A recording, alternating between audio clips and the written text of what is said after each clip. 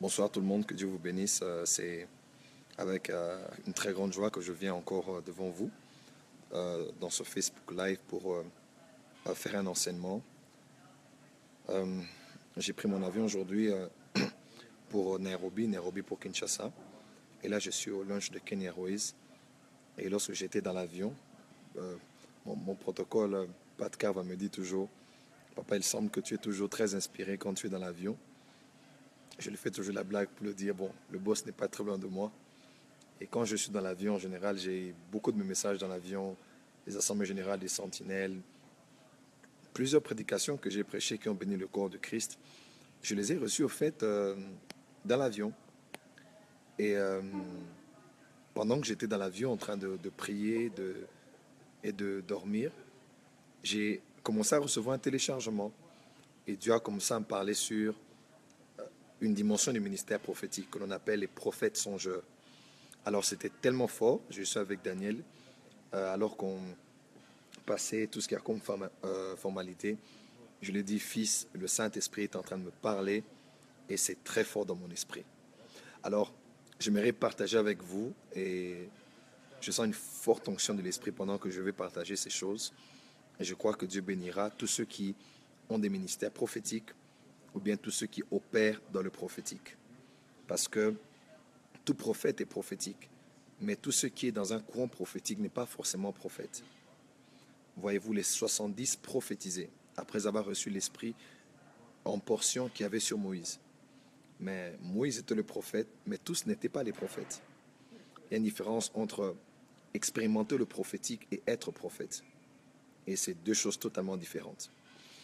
Alors, ce soir, j'aimerais parler sur les prophètes songeurs. Alors, je vous souhaite tous la bienvenue dans cette vidéo et je crois que le Saint-Esprit nous donnera de recevoir de grandes révélations qui vont vous emmener à un niveau supérieur de la découverte, que dis-je, de la redécouverte du ministère prophétique. Quand on voit mon fils Emmanuel Kazadi, le prophète qui sera bientôt en France, ça va être très fort cette année. Quand on voit mon fils, le pasteur Polydor Saïdi, qui est aux États-Unis, avec ma fille, soyez bénie, et à tous les hommes de Dieu qui sont là. J'ai même vu le prophète Narcisse Bochab, je crois qu'il est toujours en ligne. Que Dieu le bénisse là où il est actuellement en France. Alors, j'aimerais partager avec vous sur le thème aujourd'hui, les prophètes songeurs. Alors, si vous êtes là, s'il vous plaît, écrivez juste prophète songeur, prophète songeur, prophète songeur. Je vois mon fils Gracien Idikaï qui est là. Tapez juste prophète songeur. Comme ça, je sais que vous êtes déjà en train de me suivre et qu'on est tous connectés. D'accord. J'attends de voir ça, prophète songeur. Comme ça, je sais qu'on est tous connectés et je peux finalement commencer. Gloire au Seigneur. Voilà. Quand on voit mon fils Anthony Joshua qui est là, je vais juste taper prophète songeur, prophète songeur. Gloire au Seigneur. Est-ce que vous êtes là? On peut taper prophète songeur. Comme ça, je sais que je peux commencer. Tapez prophète, voilà. Prophète songeur. Emmanuel Kazadi a commencé. Prophète songeur. Tapez juste prophète songeur et je sais qu'on est ensemble et que je peux commencer directement. Gloire au Seigneur. Gloire au Seigneur. Les prophètes songeurs. Content de voir mon fils Gracien. Mon fils aussi, pasteur Polydor Saïdi. Content de te voir en ligne. Prophète songeur. Alors, je vais commencer en lisant avec vous quelques versets de la parole du Seigneur. Je vais lire pour vous l'un des versets les plus connus qui est dans Deutéronome, chapitre 13. Deutéronome, chapitre 13, verset 1er. Il est écrit, recommandation de l'Éternel par la bouche de son serviteur Moïse. Il dit, s'il s'élève au milieu de toi, donc du peuple, un prophète ou un songeur qui t'annonce un signe ou un prodige et qu'il y ait accomplissement du signe ou du prodige dont il t'a parlé en disant, allons après d'autres dieux, des dieux que tu ne connais point et servons-les, tu n'écouteras pas les paroles de ce prophète ou de ce songeur. Car l'Éternel votre Dieu qui vous met à l'épreuve pour savoir si vous aimez l'Éternel votre Dieu de tout votre cœur et de toute votre âme, vous irez après l'Éternel votre Dieu et vous le craindrez, vous observerez ses commandements Je pense que je peux me limiter par là. Amen. Ici, de manière très distincte, on voit l'Éternel parler de deux catégories de personnes qu'il y a au milieu du peuple, qu'il y a au milieu de toi. Premièrement, il parle du songeur, pardon, du prophète, du nabi. Deuxièmement, il parle du songeur, le shalam, S-C-H-A-L-A-M. Il parle du nabi, du prophète, et il parle du songeur, du shalam. Il dit ces deux catégories de personnes, lorsqu'elles seront au milieu de vous et qu'elles vous diront des choses, ensuite vous entraîneront vers l'idolâtrie, vous ne devrez pas les accepter. Vous devez savoir une chose qui est sûre, c'est que cela était, quand on le voit mon fils aussi, l'autre Lombo qui est là, il est important de savoir qu'il y avait une nette différence, disons, il y avait une nette nuance entre le prophète et le songeur. Et même Dieu a spécifié cela. Vous savez, les Hébreux écrivent de manière très intentionnelle. Les Hébreux ont beaucoup de mots et chaque mot qu'ils utilisent signifie vraiment quelque chose dans le contexte dans lequel il a été employé. Et Dieu dit, lorsqu'il y aura un prophète, un nabi et un songeur, un shalam, Dieu parle d'un prophète et d'un songeur. Parce qu'il y a une distinction entre le prophète et le songeur. J'aimerais lire pour vous un autre texte. Je lis pour vous dans Deutéronome 13, verset 5. Ce prophète ou ce songeur sera puni de mort. Je vais lire Jérémie chapitre 27, verset 9. Et vous n'écoutez pas vos prophètes, vos devins, vos songeurs, vos astrologues, vos magiciens, qui vous disent, vous ne serez point asservis au roi de Babylone. Jérémie 29, verset 8. Car ainsi parle l'Éternel des armées, le Dieu d'Israël, ne vous laissez pas tromper par vos prophètes qui sont au milieu de vous, et par vos devins, n'écoutez pas vos songeurs dont vous provoquez les songes. Voyez-vous, il y a une nette distinction dans ces quelques versets que nous avons lus entre le prophète et le songeur. Alors parlons un peu du ministère prophétique. Éphésiens 4, à partir du verset 9, celui qui est descendu de la profondeur de la terre, il est aussi monté. Et lorsqu'il est monté, la Bible déclare, lorsqu'il est monté, il a emmené avec lui des captifs et il a fait des dons aux hommes.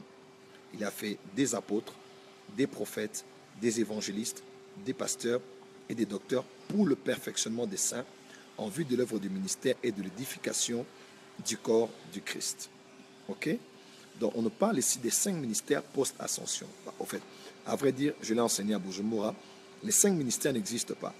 Parce qu'on ne parle pas des ministères qui sont 5, mais on parle des ministères des saints.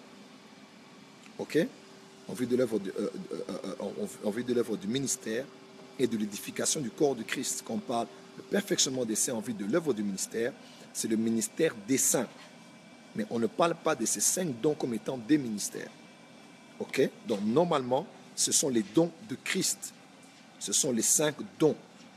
Mais en général, nous rajoutons le ministériel, parce que ministère veut dire ministère en latin, qui veut dire une charge que l'on effectue au quotidien. Mais ce sont normalement les 5 dons, ce sont les dons de Christ. Dans 1 Corinthiens 12, il est écrit, il y a diversité de dons, mais le même esprit. Là, on parle des dons spirituels, diversité de ministères, mais le même Seigneur. Là, on parle maintenant des 5 ministères, ok? Et diversité d'opérations, mais le même Dieu qui opère tout en tous. Donc, qu'est-ce que je dis ici? Je dis qu'on parle des 5 dons, bien qu'on appelle autrement les 5 ministères. Ce sont les dons que Christ fait à l'Église. Suivez-moi très bien. Alors, lorsque l'on dit, il a donné des prophètes. Lorsqu'on dit des prophètes, on parle du pluriel. Donc, en parlant des prophètes, la Bible parle de 2 choses essentiellement. 1, on parle de multiplicité. 2, on parle de diversité. Quand on dit des prophètes, 1, on parle de multiplicité, c'est-à-dire il n'y a pas un prophète, il n'y a pas un prophète du temps, que c'est le prophète Joel Francis Tatou, ou bien c'est le prophète William Marion Branham, ou bien c'est le prophète qui est au Nigeria, ou bien en Afrique du Sud. Non, il n'y a pas un prophète des temps. Ok? Dieu donne des prophètes. Des prophètes. Ok?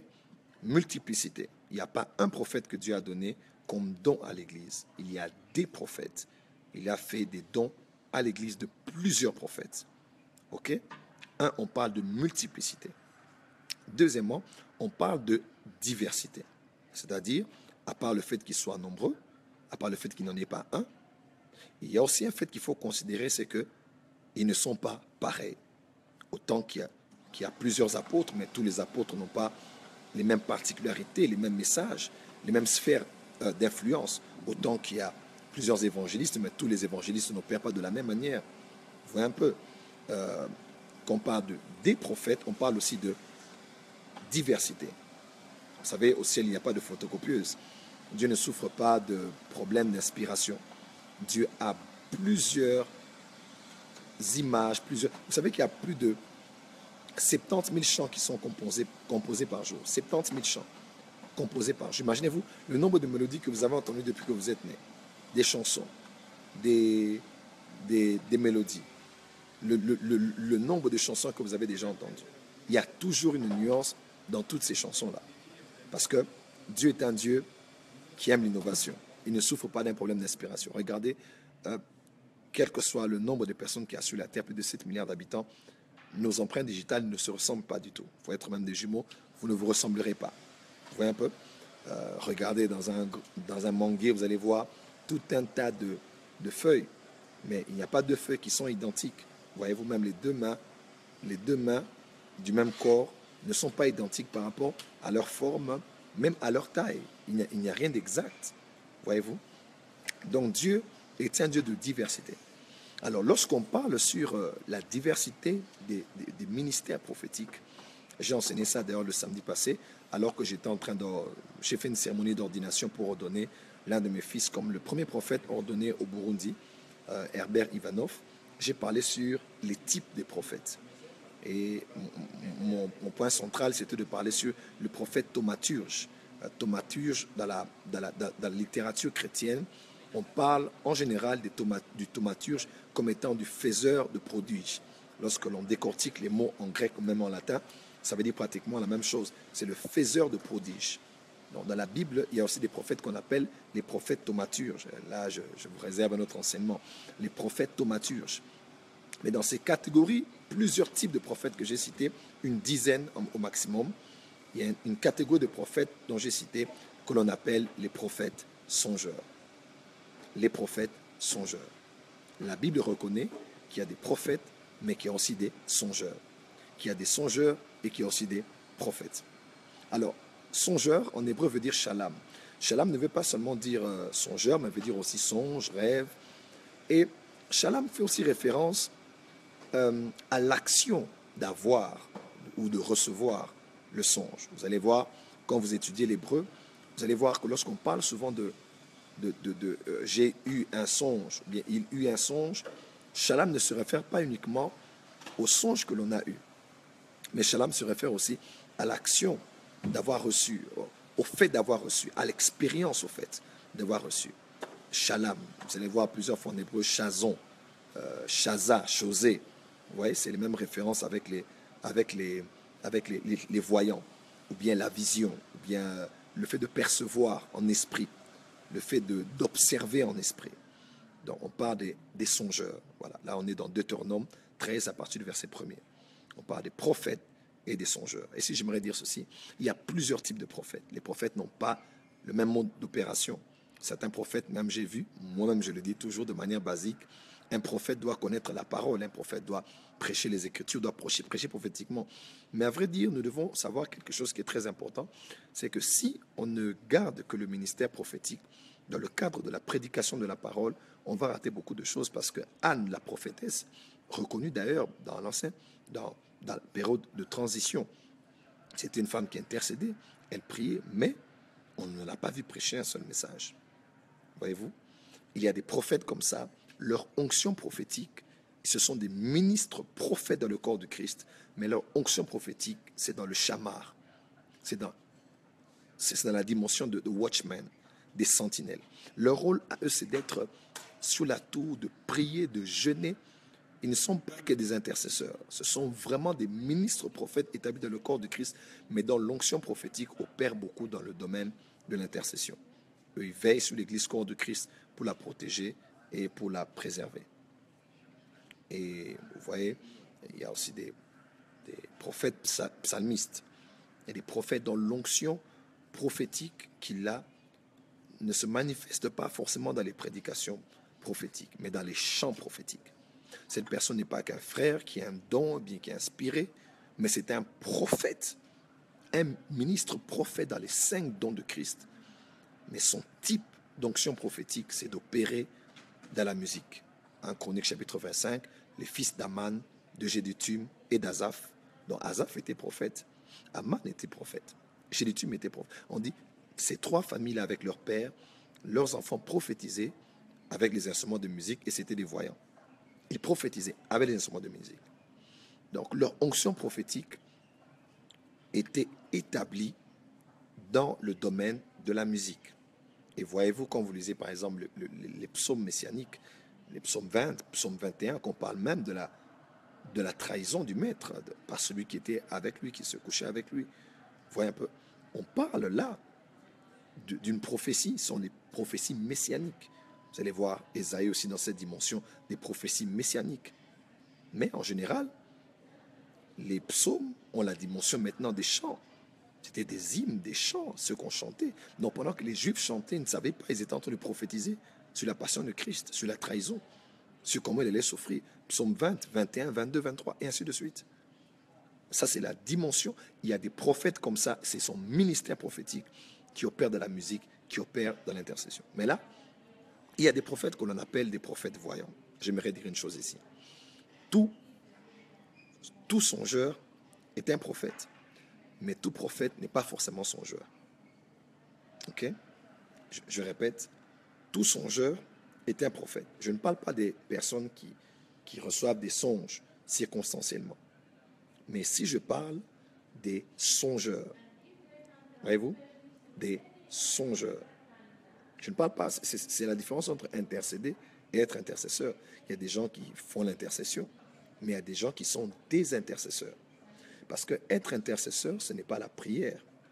Être intercesseur, c'est quand tu deviens prière. J'aimerais que quelqu'un m'écoute. Il y a une différence entre intercéder et être intercesseur. Celui qui intercède, il fait l'action d'intercéder. Mais celui qui est intercesseur, il incarne la prière. Il ne fait pas la prière. Il est prière. Lorsque l'on dit que Jésus est à la droite du Père en train d'intercéder pour nous, à vrai dire, ça ne veut pas forcément dire que Jésus-Christ est en train de prier pour nous à la droite du Père. Pas forcément. Ça veut surtout dire que sa position de médiateur, le fait qu'il soit positionné là, entre Dieu et nous, fait de lui un intercesseur, c'est-à-dire un médiateur, un trait d'union, le pont. Je ne sais pas si quelqu'un est avec moi. Donc, faire une activité spirituelle n'est pas forcément le fait que vous êtes une autorité spirituelle dans ce domaine-là. C'est comme prophétiser ne veut pas dire être prophète. Vous allez voir dans Acte 21, si je ne me trompe, on parle des 4 filles de Philippe qui prophétisaient.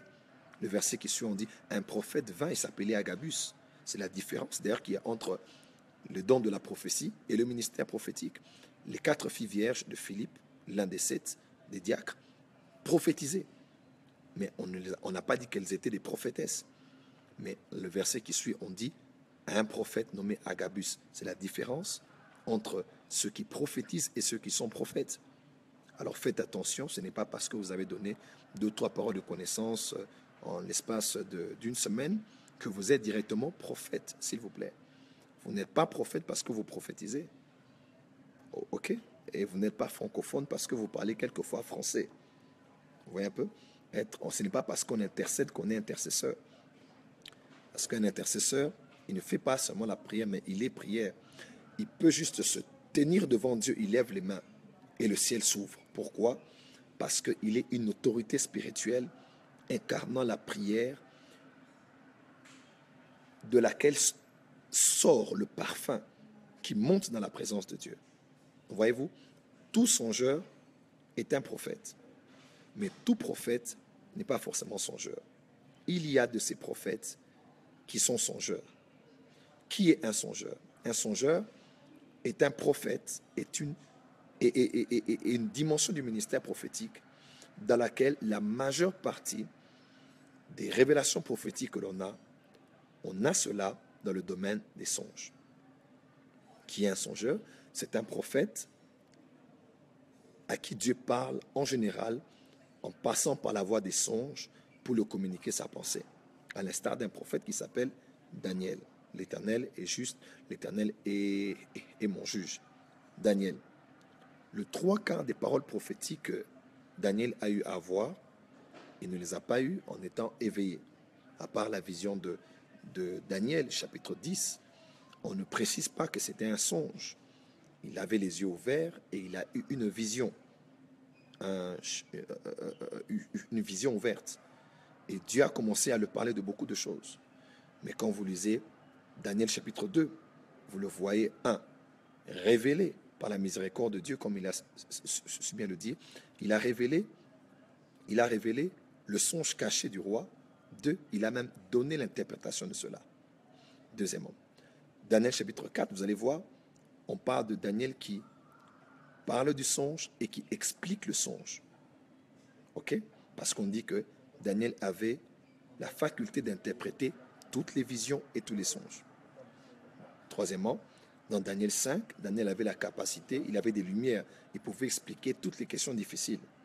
Et le roi a eu à voir un doigt qui écrivait sur le mur en face du chandelier. Et ça, c'est un langage prophétique. Il a pu expliquer ce que voulait dire le langage du doigt sur le mur. Dans Daniel chapitre 7, verset 1, on voit maintenant que les songes commencent. Lui-même, il est endormi et il voit des choses. Il voit les 4 vents. Il voit beaucoup de choses qui ont trait au temps de la fin. Il voit le léopard qui est l'image d'Alexandre le Grand. Il voit plusieurs animaux. Et Daniel a inauguré la série des livres prophétiques ou bien apocalyptiques. Excusez-moi, apocalyptiques. Dans le livre apocalyptique, vous avez le livre de Daniel, de Zacharie et d'Apocalypse. Et d'ailleurs, pour mieux comprendre Daniel, il faut continuer avec Apocalypse. Et pour avoir une vue globale d'Apocalypse, il faut avoir lu le livre apocalyptique que l'on appelle le livre de Daniel.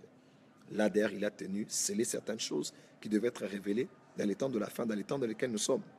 Vous allez voir, par exemple, dans Daniel chapitre 12, là, il explique, Daniel 11, 12, il parle même de la bête. Il parle de la bête, il parle du règne des 10 rois, de ces 10 rois qui formeront le contexte dans lequel la bête sortira. Il a vu le millénium, il a vu le Seigneur revenir sur son trône, il a vu beaucoup de choses. Vous avez Daniel chapitre 8, à partir du verset 1er, il a encore des visions. C'était des songes. Alors, un songeur est un prophète à qui Dieu parle en général par les songes. Vous pouvez prier comme ça et il ne voit rien d'intéressant.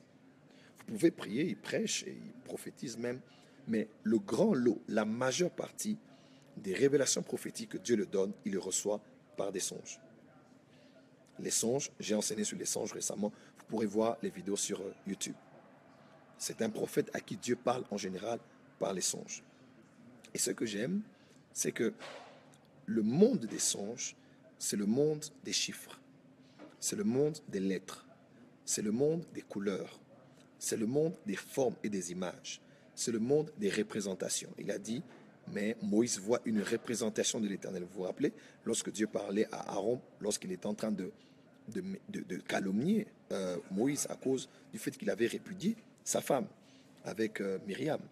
Dieu dit, il voit une représentation de l'Éternel. Parce qu'en fait, même ceux qui voient Jésus les apparaître, il n'y a pas 2 personnes qui vous diront qu'ils ont vu de la même manière Jésus-Christ avec tous les détails comme l'autre. Jean a eu à voir Jésus dans Apocalypse chapitre 1er, mais personne, je ne prétends pas cela, mais par expérience, vous ne verrez pas quelqu'un vous dire « J'ai vu Jésus exactement comme Jean avait vu ». Bizarrement, les gens voient Jésus, certains le voient grand, d'autres le voient petit, d'autres le voient habillé en blanc, d'autres le voient habillé en rouge, d'autres le voient en cramoisi, d'autres voient Jésus avec d'autres yeux, d'autres vont te dire j'ai vu Jésus avec des yeux bleus, l'autre va te dire j'ai vu Jésus, ses yeux je ne pouvais pas voir, c'était comme du feu. Pourquoi? Parce que toutes ces personnes qui ont les apparitions de Jésus, même des anges, ont ce qu'on appelle les représentations de l'Éternel. Voilà. Ils ont ce qu'on appelle les représentations de l'Éternel. C'est Dieu qui apparaît à ces personnes, mais sous différentes formes. Vous allez voir après la résurrection de Christ, il est apparu à beaucoup de gens. Et je peux vous assurer qu'ils n'ont pas vu, ils n'ont pas tous vu le Seigneur de la même manière. Et d'ailleurs, il avançait avec les disciples à Emmaüs. Ils avançaient avec lui. Mais comment n'ont-ils pas pu savoir que c'était le Maître? Réfléchissez un peu avec moi sur les choses spirituelles. Certainement que c'était une autre représentation de l'Éternel. Parce que c'était lui. Il avait vu, ils ont été avec lui quand même 3 ans. C'est pas possible de pouvoir l'oublier aussitôt. Vous voyez? Il y a ce qu'on appelle les représentations de l'Éternel. C'est-à-dire qu'on peut tous deux avoir vu Jésus la même nuit, mais on n'aura pas vu le même Jésus représenté de la même manière. Parce qu'en général, il y a ce qu'on appelle les représentations de l'Éternel. Et Dieu envoie des visions, des représentations de l'Éternel avec une spécificité du message qu'il veut communiquer à celui qui reçoit la vision, ou l'apparition, ou la visitation. Ok? Alors, il y a ce qu'on appelle les prophètes songeurs. Ce sont les prophètes qui ont des visions nocturnes. Ce sont les prophètes qui voient pendant qu'ils dorment. Et en parlant des songeurs ici, je ne parle pas uniquement de ceux qui dorment la nuit pour avoir des choses. Vous allez voir, la Bible fait une petite nuance entre songe et vision nocturne. Même dans Daniel chapitre 8, verset 1er, vous allez voir, songe et vision nocturne. Il y a comme une petite nuance dessus. Même dans Job, on dit qu'il parle par des songes, par des visions nocturnes. Je réfléchis encore sur la question parce que le Seigneur est en train de m'apprendre des choses sur le monde des visions et des songes et cette dimension du ministère prophétique. Et vous allez remarquer quelque chose de spécifique. On fait un peu une petite nuance parce que on ne peut pas dire que quelqu'un uniquement dort la nuit pour avoir une vision nocturne. Non. Il y a aussi de ceux qui dorment la journée. C'est à 7 heures du matin. C'est à 10 heures. D'autres, c'est à midi. D'autres, c'est après la sieste, alors qu'il dormait, il a eu une vision. Voyez-vous? Je crois que vision nocturne a beaucoup plus la connotation de la nuit. C'est une vision de la nuit. Mais un songe, c'est une vision que l'on a pendant que l'on dort, qui peut être la nuit ou le jour. Je crois que je me rapproche un peu de la vérité biblique. Ok? On parle par exemple d'Abraham qui avait eu un songe, un shalom. Il y a des gens qui peuvent, on parle de vision nocturne, on parle d'une vision qu'on a eue la nuit, l'aspect nocturne. Mais quand on parle des songes, ça peut ne pas être la nuit. Il y a des gens qui voient des choses pendant qu'ils dorment, mais ils voient cela la journée, ou en début d'après-midi, ou en fin d'après-midi. Voyez-vous, le monde spirituel est un monde de grands mystères. Et quand on parle de songes, on parle de shalom, on parle de songeurs. Et en ce temps de la fin, Dieu est en train de libérer une émergence des prophètes songeurs. Des prophètes qui ont la capacité de voir, mais pendant qu'ils dorment. À ces prophètes-là, je prie que Dieu vous donne un sommeil profond, un sommeil doux, un sommeil où, alors que votre corps physique se repose, votre esprit est en train de travailler. Voyez-vous, même lorsqu'on parle de Nebuchadnezzar, par exemple, il dit, son esprit était agité pendant qu'il dormait. Les pensées de son âme étaient agitées pendant qu'il dormait. Voyez-vous, parce que le domaine des songes, c'est le domaine de l'esprit. C'est le domaine de l'esprit. C'est une faculté de l'esprit. Dieu te donne des images, des paraboles en images dans ton esprit. Et non seulement cela, ton âme peut ressentir cela, parce que ton âme fait aussi partie de la partie immatérielle de ton être. C'est ce qui fait que ton âme peut ressentir la peur, ressentir l'angoisse, ressentir la joie pendant que tu as une vision au niveau de ton esprit. Donc ça, c'est très important, ce que je suis en train de dire tout de suite. Alors, je reviens. Le monde des sons, c'est le monde des couleurs, des images, des chiffres, des lettres, des animaux. C'est le monde de la faune, le monde de la flore, le monde du monde animal, voyez-vous, parce que, par exemple, vous allez voir, les grands prophètes de la Bible ont eu à voir des chiffres, ont eu à voir des lettres, ont eu à voir des couleurs, d'autres ont eu à voir, le monde végétal, d'autres ont eu à voir des arbres. Par exemple, ce roi-là, il a vu un arbre, Pharaon a vu des vaches, voyez-vous, il a aussi vu Joseph a vu des gerbes, vous voyez un peu, il a vu le monde végétal. Donc, le monde des sons, c'est le monde des symboles, des représentations, des similitudes. Bref, Jésus-Christ parlait en parabole. Mais le Père a parlé en parabole aussi autrefois. Et l'une des voies par laquelle il est passé pour parler en parabole, c'est par les songes. Parce que Les songes sont l'une des voies universelles par laquelle Dieu parle à tout le monde. Dieu parle aux païens, aux chrétiens, aux musulmans, aux juifs. Il parle à tout le monde. C'est la voie par excellence par laquelle Dieu a toujours parlé depuis la nuit des temps à l'être humain, par des songes. Et le prophète songeur a la capacité de pouvoir recevoir les songes en dormant le jour ou la nuit concernant des choses très capitales, parce que son ministère prophétique, son onction prophétique ne se limite pas uniquement à des petites choses qui touchent les individus.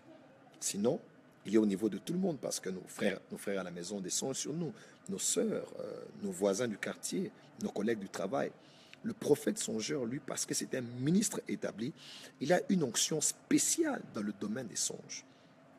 Et les songes qu'il reçoit sont des songes qui ont une implication communautaire, corporative, ecclésiastique, eschatologique. Voyez-vous, Dieu suscite en cette génération des prophètes songeurs qui vont dormir. Comment? Dans le psaume, dans Job chapitre 32, vous allez voir, on dit, lorsque les hommes sont emmenés dans un profond sommeil, Dieu les parle par des songes. L'une des voies par laquelle tu peux commencer à recevoir des songes, c'est de prier que Dieu te donne un profond sommeil. Il y a des gens, en général, le diable dérange ton sommeil. En général, les songeurs ou ceux qui ont l'onction des songeurs sont attaqués par des insomnies ou bien par des maris de nuit ou des femmes de nuit, parce que le diable ne veut pas que ton esprit soit ouvert pendant ton sommeil pour voir des choses. Vous voyez un peu? Ça, c'est très important. L'onction du songeur est dans la dimension de voir tout ce que j'ai décrit ici et d'avoir la capacité de déchiffrer et d'expliquer cela. Le songeur, dans le corps du Christ, en ce temps de la fin, est celui qui a reçu l'autorité spéciale de pouvoir interpréter les songes.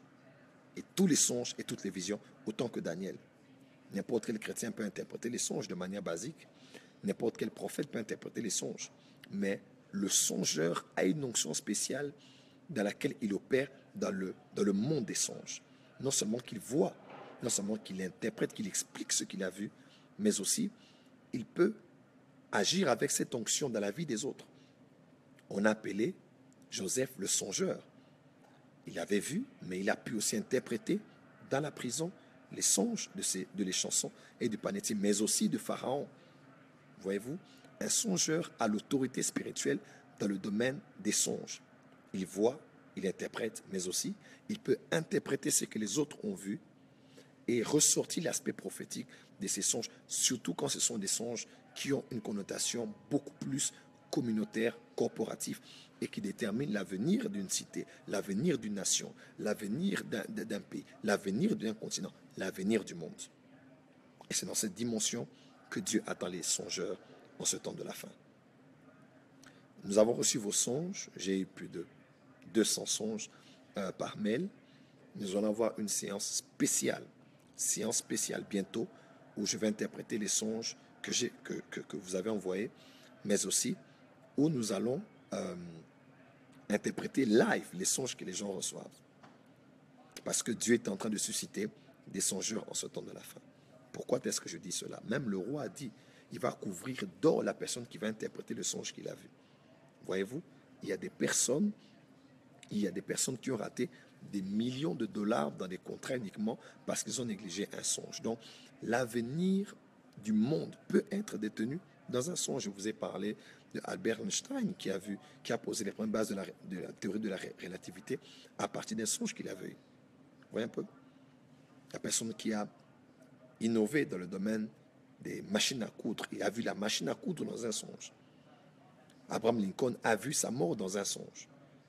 Je ne peux pas vous parler du nombre de personnes dans le monde. Colgate, par exemple, Colgate, la pâte à dentifrice Colgate, a eu à voir cela dans un songe. C'est un bon chrétien qui payait la dîme, qui était fidèle à Dieu, mais c'est dans un songe qu'il a eu à voir cela. Vous voyez? Donc, le domaine des songes est tellement important que Dieu a décidé, dans les différents types de prophètes, de susciter une catégorie des prophètes qui ont la capacité de déchiffrer, de décoder, d'ouvrir, de dévoiler, Apocalypse, de dévoiler au fait les mystères que Dieu a enfouis dans les images que son peuple a eu à voir, même ceux qui ne sont pas de son peuple ont eu à voir concernant des choses très importantes qui influencent l'avenir du monde. Donc, je vais clôturer pour ce soir en disant ceci. Dieu suscite des prophètes songeurs en ce temps de la fin.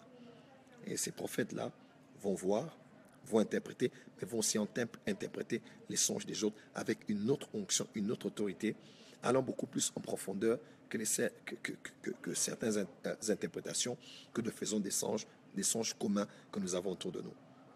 Père, je prie dans le nom de Jésus-Christ que les prophètes songeurs se lèvent en ce temps de la fin et que ta gloire éclate au travers d'eux pour qu'ils voient et interprètent, mais aussi qu'ils aient la capacité d'interpréter ce que les autres voient, car l'avenir du monde et de l'Église et de nos destinées, de couple des serviteurs de Dieu, des églises, de beaucoup de choses importantes dépendent essentiellement de ceux qu'ils voient et de ceux qu'ils vont interpréter.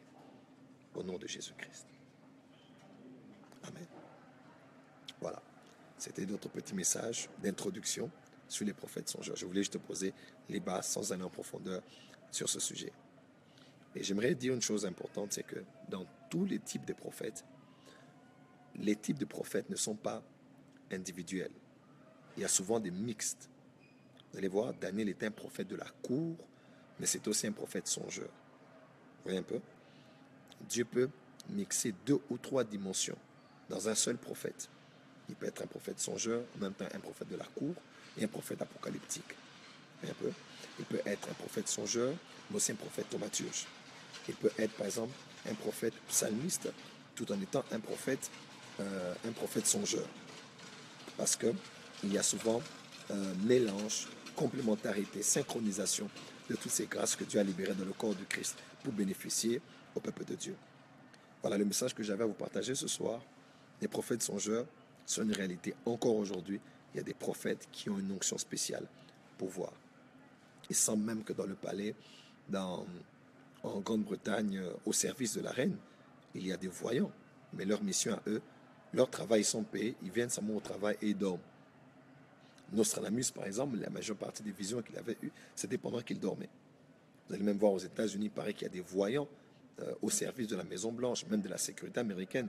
Leur travail à eux, ils se réveillent le matin, ils viennent au travail, ils se couchent, ils dorment. Et c'est quand ils dorment qu'ils voient. Dieu est en train de susciter des voyants, des songeurs dans le corps de Christ qui auront la capacité d'aider l'Église corps de Christ à grandir dans l'interprétation, la compréhension des songes. Ok? Dans la compréhension des songes, dans l'interprétation des songes, que la culture des songes devienne une nature dans le corps de Christ. Vous savez, par exemple, ma mère, pour terminer, prophète de la cour veut dire un prophète qui est dans le palais, de la cour du roi, ok? De la cour royale. C'est les prophètes que Dieu a établis auprès des autorités politiques. C'est comme ça que je les appelle les prophètes de la cour. Okay? Donc, ma mère, chaque matin, quand elle se réveille, disait, qu'avez-vous vu la nuit? Qu'est-ce que tu as fait comme rêve? Ma mère nous posait cette question tous les jours. Elle ne savait pas. Elle nous avait permis de grandir dans un contexte où elle nous faisait croître dans une culture prophétique. Donc, de savoir que Dieu parle la nuit, tu ne peux pas dormir toujours et ne rien voir, mais aussi nous devons comprendre qu'est-ce que Dieu veut nous dire par ce que tu as vu. Et je prie que les parents d'aujourd'hui aient cette capacité d'élever les enfants dans une culture prophétique pour qu'ils sachent discerner la voix de Dieu depuis qu'ils sont de petits par les songes qu'ils reçoivent. Soyez bénis. Je suis ce week-end à Bangalore. Je travaille à l'église AGBTL de leur extension, mais si je prêche à la Grande Assemblée, qui est la plus grande église de Bangalore, où je vais avoir à prêcher le 3 et le 4 février de cette année. Je viens de Bujumbura. Dieu s'est glorifié, je bénis son nom. Et là, je vais en Inde en passant par Kinshasa. Merci de prier pour moi et de me soutenir autant que je prie pour vous. Soyez bénis. Au nom précieux et merveilleux de Jésus-Christ. Je vous ai ainsi béni. Amen.